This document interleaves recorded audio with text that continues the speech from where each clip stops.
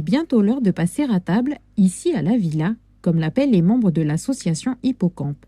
Sharif fait partie des habitués, tout comme Michel. Cette femme de 56 ans passe une grande partie de la semaine ici. Du lundi au vendredi, elle participe à l'ensemble des activités proposées. J'aime bien venir là parce que comme je suis une personne schizophrène et je suis chez moi avec ma schizophrénie, donc je broye du noir. Je viens souvent à Hippocampe, c'est pour éviter tout ça et puis être à l'aise avec les autres patients. Du coup, la villa, je la prends comme une famille, quoi. C'est une deuxième famille parce que ma famille, en fait, ils s'en foutent de moi.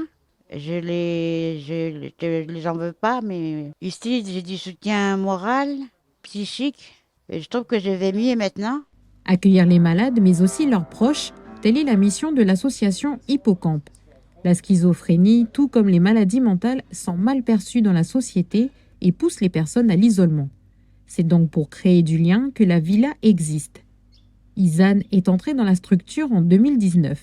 Proche d'un malade atteint de schizophrénie, elle a décidé de s'investir davantage dans le quotidien de l'organisation après avoir été aidée par les bénévoles. C'est vraiment un lieu, un espace social où les personnes qui sont touchées par les troubles se sentent libres, en sécurité et surtout où on favorise et on développe l'autonomie. Mais surtout, c'est un lieu où on se retrouve, où on se sent bien.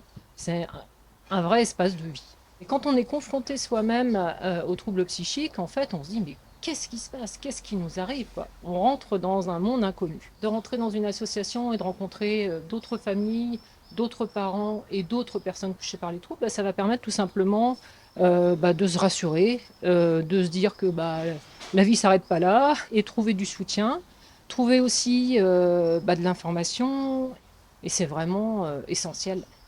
L'association Hippocampe a été créée il y a plus de 10 ans. Elle est née d'une annonce radio faite par un parent d'enfants schizophrènes recherchant d'autres personnes pour échanger sur cette pathologie. Aujourd'hui, l'organisme accompagne une cinquantaine de membres.